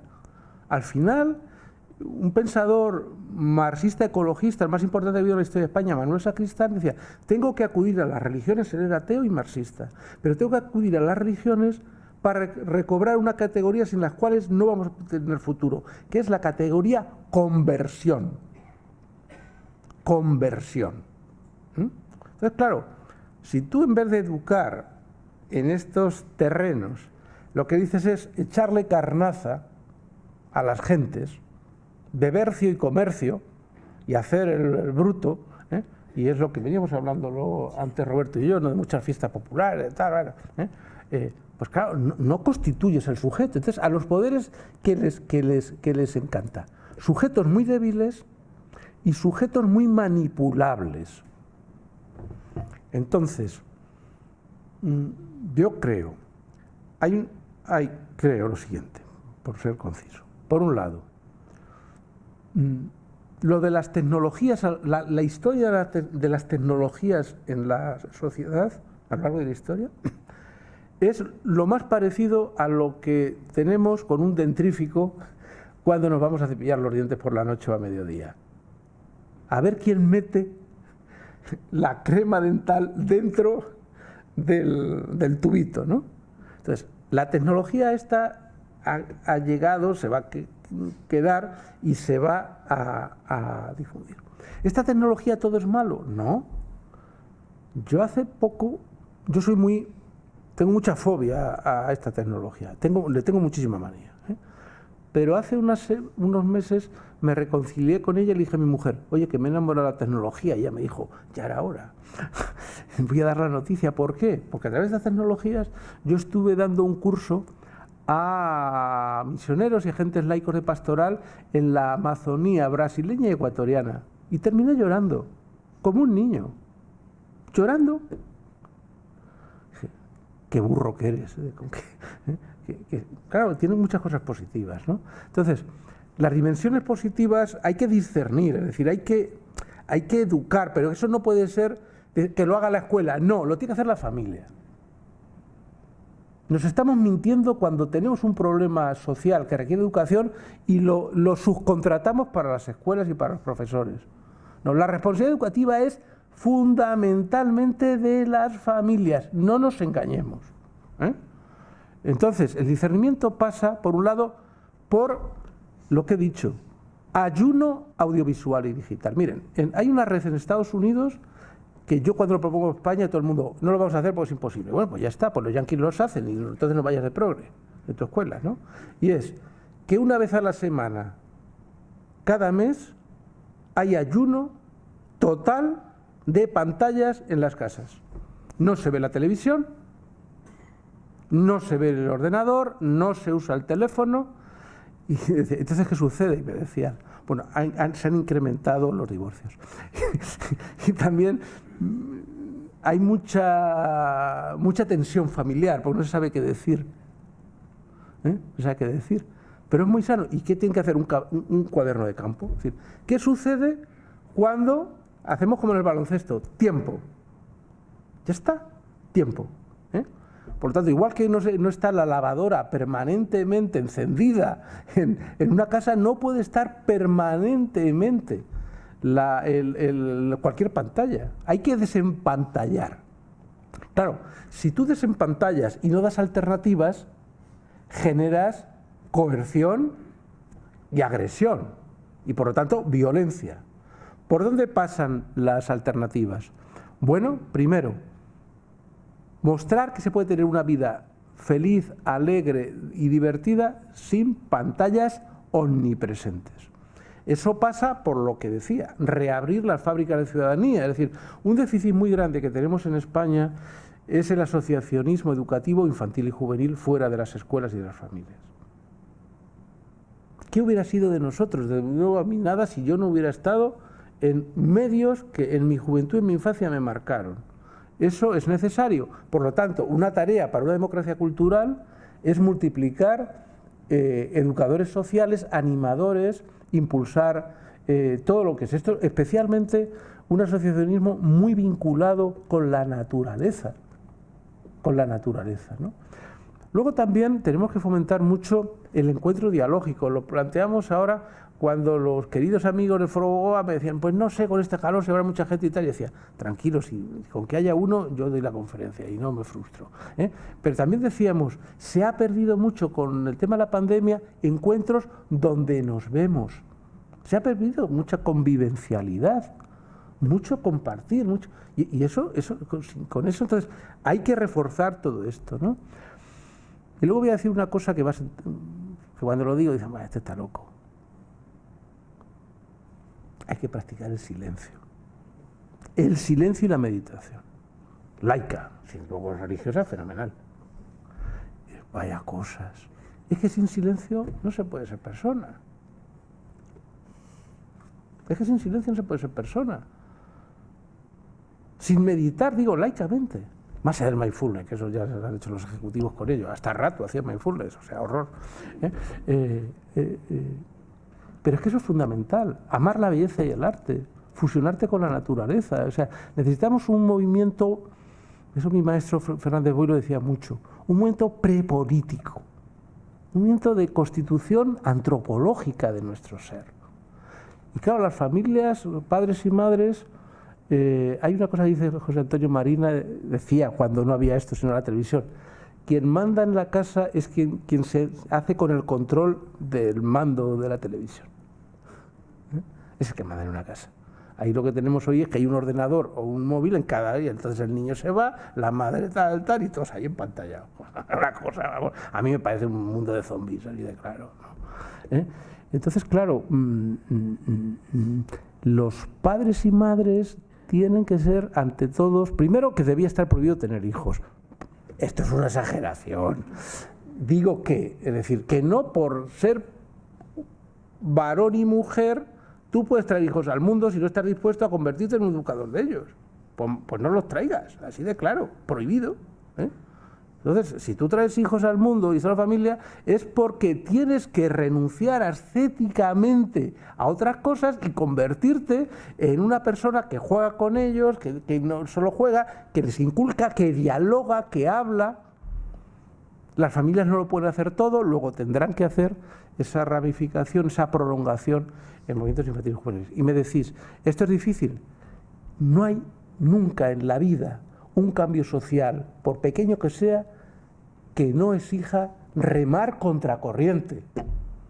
Porque el capitalismo, eso Ivan Illich lo trabajó muy bien. O sea, hay un estado psicobiológico de la infancia. Y luego hay una producción social de niñería. Y te encuentras con que hay mucha niñería en personas bastante adultas, ¿no? Y claro, así malamente. Entonces, es que es difícil. Termino. Perdonad. Es que ha tocado usted una cosa que estoy yo muy implicado en eso. Es, madre mía, yo no sé si quiero tener nietos o no. No creo que voy a ser un buen abuelo, pero bueno. Por mí que no quede. En un libro que he preparado de textos de Francisco Fernández Boy, al final, como él decía, bueno, todo es muy difícil, pero por lo menos que por mí no quede. Entonces, si hay muchos y muchas que por mí no quede, podremos, aunque sea mínimos cambios. Por eso no tenemos derecho al pesimismo. Que me parece un estado infantil. ¿Qué es eso de ser pesimista o optimista? Si esos son estados casi biológicos. ¿Merece la pena hacer algo? Tenemos que cuidarnos mucho. Tenemos que cuidarnos porque esto gasta.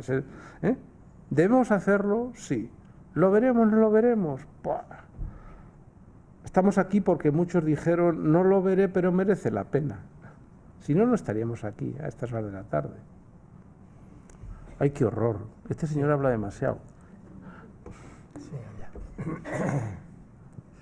Pues muchas gracias, Rafa, por estar aquí y por tus palabras, y sobre todo porque yo pensaba que era un pesimista y me acabas de inculcar un cierto grado de esperanza. Me has jurado como el mejor de los psiquiatras. En eso solo. Sociedad, medios de comunicación, pantallas. Yo creo que al margen de las complejidades técnicas, pues al final perdemos la perspectiva de que cuando encendemos el ordenador nos convertimos en unos ciudadanos de una sociedad en red. Y la sociedad red o se democratiza o se empodera uno de ella, o si no te come, porque estará dominada por los mismos poderes que dominan la sociedad real. Y luego, ahí va la pregunta. Siendo tú un especialista en Gramsci, me consta porque he leído algunos libros muy sesudos tuyos de Gramsci, ¿qué aporta Gramsci a todo esto que has estado comentando de la democracia? Explica lo que es eso de Gramsci, porque... No, Antonio Gramsci, un dirigente político italiano, un pensador interesante. Bueno, voy a empezar con lo de las redes. Es que a mí me pone muy enfermo. Es que yo soy muy antiguo, de verdad. O sea, cuando ustedes me miren ahí, este es como un altar barroco de una parroquia de un pueblo barroco muy feo, ¿eh? Y con mucho polvo, ¿eh? Es que me pongo enfermo con esto de las redes. Pero vamos a ver, lo primero que tenemos son redes cárnicas. O sea, yo veo a Roberto, le escucho y le hablo, ¿vale? ¿Y estamos en red? Veo, estamos en red, lo otro es la nada. Virtual, qué tontería eso de las redes. Aparte que hay que estar un poco descerebrado. ¿Me puedo soltar un poquito? Hombre, yo seguiría el Twitter de la Santísima Trinidad y de Gandhi, pero no cualquier merluzo que hay por ahí. El Instagram, pero qué falta de pudor. Pero vamos, es que son cosas de mi abuelo y de mi abuela que eran de pueblo, y a mucha honra. Es trending topic o trending... ¿Qué topic es de eso del topic? Pero una chorrada. Están incendiando las redes sociales. Descerebrados todos. No estoy equivocado. Es la única vez que voy a decir que no estoy equivocado. Merece la pena eso. Vamos a vernos. Vamos a crear tejido social. ¿Por qué no crece la izquierda a la izquierda y se las come vos? ¿Por qué no tiene implantación en los territorios? Porque con muchas... ¿Dónde está? Por muchas Yolandas Díaz no se pueden hacer, y por escuchas que va a ir de provincia en provincia y tal. Necesitamos inserción. Inserción en los territorios, en las vidas cotidianas. Y de ahí ir creando en el día a día de la cotidianidad. Y eso necesita rostro. Necesita comunicación. Necesita abrazo, necesita lágrima compartida, necesita carne. El Verbo se hizo carne y habitó entre nosotros. Va a decir el Verbo que está en las redes. Tengo una red con la segunda persona, manda carallo, ¿no? Como diría el gallego. Es que es muy fuerte. Es opio del pueblo. Es que hay muchos libros sobre esto. Hay una industria capitalista de producción de todo esto. Y tenemos a los niños, a los jóvenes y a los adultos idiotizados, imbecilizados. Da angustia entrar en un tren o en un metro. Todos allí. Muchas veces a ver, recogida. Recogida, que esto es peor que la cocaína. Bien. Antonio Gramsci, pues mira, lo primero, él hablaba del pesimismo, una frase muy sabida, pero bueno, bien a colación. Pesimismo de la inteligencia, optimismo de la voluntad.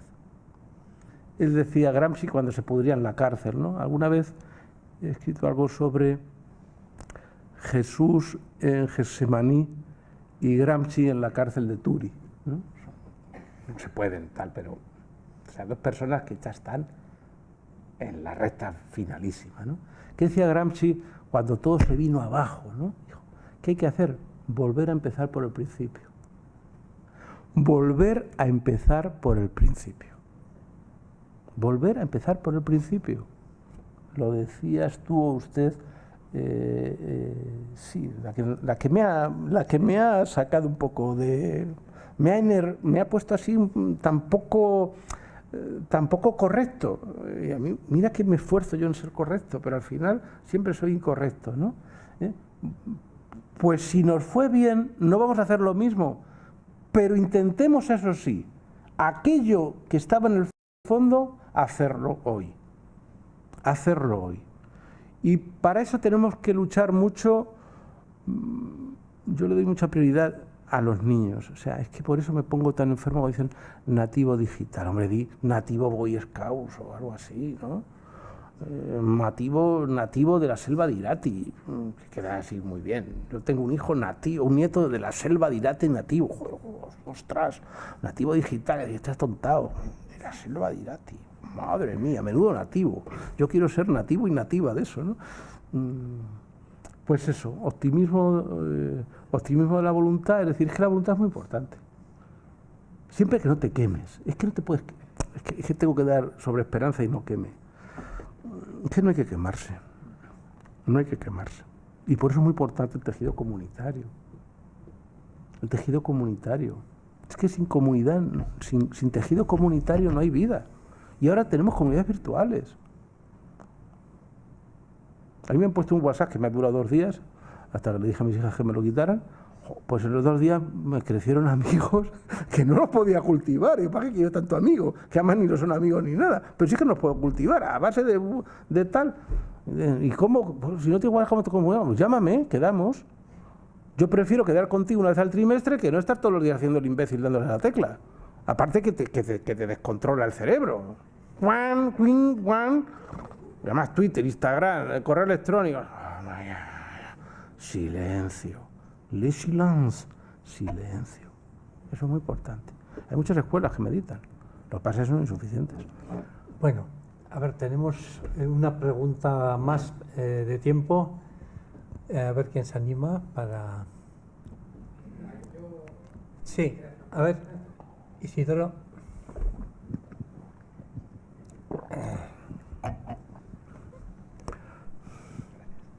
¿Qué tal? Buenas tardes. ¿Se oye? Sí, ¿no? Sí. Bueno, no sé si es una pregunta, un comentario. Bueno, decías ahora de volver al principio que decía Gramsci en ese momento de angustia. ¿Y cuál es el principio, no? Porque el título, ¿no? Es reanimar, reconstruir. Eso quiere decir, ese prefijo, que había algo que se ha ido abajo. Claro. Y entonces yo digo, ¿dónde está ese algo? ¿Cuál es el principio? Ese que decía Gramsci de volver, ¿no? Y también de alguna manera estaba pensando mucho en el movimiento asociativo, que en estos últimos 20 años yo desde chaval lo he ido viviendo como participante y luego he ido viendo cómo se ha ido degradando, ¿no? La participación en esos movimientos asociativos y yo creo que tiene mucho que ver con esto de cuál es el principio, ¿no? En el sentido de que creo que hace unos años, o en mi experiencia, es que antes se notaba mucho la falta. ¿Cuál es la falta, no? ¿Qué es lo que necesitamos? Y ante la necesidad era fácil que la gente se reuniera, generara redes kármicas de estas que decías tú, las redes de verdad, y se asociara. Llegaron las subvenciones con las instituciones políticas y parece que eso empezó a caer, porque ya no necesitábamos tanto. Empezó a llegar los profesionales a las asociaciones, a los colectivos de barrio y demás, y empezó a bajar el número de socios, ¿no? Esto es una cosa que ha ocurrido y que está ocurriendo y que ahora mismo hay una crisis con esto, ¿no? Incluso en asociaciones culturales pequeñas, juveniles y demás, ¿no? Entonces yo la pregunta, no sé si es una pregunta, una reflexión, ¿no? Que, ¿hay un espacio en la historia en el que realmente podamos tener una referencia para reconstruir aquello? O sea, podemos pensar cuál es ese principio y luego hasta qué punto, tú comentabas al final el tema de la, yo creo que sí, como comentaba yo ahora, el tema de la falta, ¿no? Es decir, el bienestar absoluto, el no tener la falta de nada, ¿ayuda a que sigamos en red o no? Este es no sé, a lo mejor es una reflexión así. Es una reflexión muy interesante. Lo que has comentado, gracias. Muy interesante. Bueno, por respeto, 2 comentarios. El pasado fue pasado y no lo podemos tal cual traer. Cada circunstancia, cada tal, ¿no? Pero primero te diré lo que decía Gramsci. Decía, ¿qué es empezar por el principio? Decía, primero que prevalezca siempre el optimismo de la voluntad sobre el pesimismo de la inteligencia. ¿En qué se basa el optimismo de la voluntad? en que hay causas por las que merece ocuparse de ellas. Él se entregó de un modo ateo y laico casi como Jesús. Él podía haber ido a Moscú, a la Internacional Comunista, estaban sus hijos y su mujer, y se quedó en el país luchando contra el fascismo, fue encarcelado y lo pudrieron en la cárcel, ¿no? Entonces dijeron, hay causas por las que merece, ahora no digamos entregar la vida, que merecen entregar la vida, sino ocupar gran parte al menos de tu vida, ¿no? Entonces, eso. Segundo, nos tenemos que reunir y tenemos que pensar qué hacer. Por ejemplo, a mí no me gusta este sistema de que hay un problema en un colectivo y traes un experto o un, yo no soy experto, un conferenciante y te dice y tal. No, yo creo, no porque crea, constato que en sectores incluso con poca capital cultural hay muchísima creatividad. O sea, se necesitan solo un espacio donde reunirse, sillas o sentarse en el suelo. La gente tiene en el fondo lo que Bloch llamaba sueños diurnos frente a los sueños nocturnos, ¿eh? Entonces, esa capacidad de congregación, de que nos vemos, hablamos, ¿qué podemos hacer? Más allá de estas reflexiones, yo eso lo veo, igual que cuando hablaba del contrato de programa, los pensionistas del País Vasco y tal, pues hay una red con la que tengo cierto vínculo, que es la red de barrios ignorados de Andalucía. Porque hay una Andalucía de esta tal, pero hay una Andalucía que no se ve, que es tremenda, ¿eh? Pues se están reconstruyendo, está renaciendo el movimiento infantil juvenil, hay escuelas, nuevo tipo de asociaciones de vecinos, es crear tejido social, crear tejido social. Y yo creo que eso lentamente se puede hacer. Y además yo creo que la fuente de la esperanza te la da también la acción. La acción es siempre la mejor educación. Yo en 66 años que tengo de vida lo tengo muy claro. Cuando tú haces con otros, ves que cada vez puedes hacer más. Y esto es el peligro de lo digital frente a la democracia kármica. Es decir, que nos lleva a estar cruzando iniciativas, tal. Vamos a vernos, vamos a juntarnos, vamos a acompañarnos, vamos a querernos, que es muy importante, vamos a no quemarnos, vamos a vivir también sin ningún tipo de culpa la dimensión festiva de la vida, alegre de la vida, sanamente hedonista de la vida, que no requiere, yo eso lo veo en América Latina, que no requiere demasiados medios materiales. Demasiados, hombre, hay que vivir y hay que llegar al día siguiente, ¿no? Y este es un momento de iniciar, o sea, es un momento casi de prehistórico en el sentido de vamos a intentar construir con mucha modestia, sin sobre todo no quemarnos. Tenemos el derecho básico de un militante, bueno, las palabras militantes ya son de mi edad o de mayores, de una persona que quiera ocupar algo de su vida para tal, es en cuanto te empiezas a quemar, servicio de urgencias. Tiene que haber un 112 comunitario o amical. Se está empezando a quemar. Pues que eso no. Te damos masajes, reflexología podal, te invitamos a un chacolí, bueno, eso es más de los vascos, pero quemarse no, eso no. Porque si te quemas no sigues. Y luego, pues lo voy a decir muy claramente. Mirad, los resistentes en la historia es porque han tenido una mística. Y ha habido dos tipos de místicas que han acompañado los procesos de remar contra el viento. Una han sido las místicas religiosas de emancipación, porque hay otras que no lo son, y otras han sido las místicas ideológico-políticas de lucha por una causa que merece mucho la pena. Y tenemos que crear, por eso reivindico los espacios de silencio y de meditación. Yo estoy dirigiendo una tesis doctoral sobre las formas laicas de meditación en nuestras sociedades en 8 ámbitos. Eso es un potencial cargado de futuro. Tendremos que hacer los monasterios laicos o aprovechar los que hay. Hay que pararse, hay que quererse, hay que pensar y tal, e ir constituyendo Gramsci, que decía, cuando no podemos hacer guerras de confrontación, hagamos guerrillas de posición, es decir, intentemos en los muros del sistema, si no tirarlos o cambiarlos, al menos abrir una rendijita, y rendijita con rendijita más rendijita, te entra luz, aire, y si sigues, igual puedes hacer tirar el muro y hacer un nuevo espacio, ¿no? Muy bien, pues muchas gracias a todos. Estamos trabajando en el programa del año que viene y os vamos a enviar enseguida una sencilla encuesta donde, bueno, tenemos algunas cosas que preguntaros, ¿no?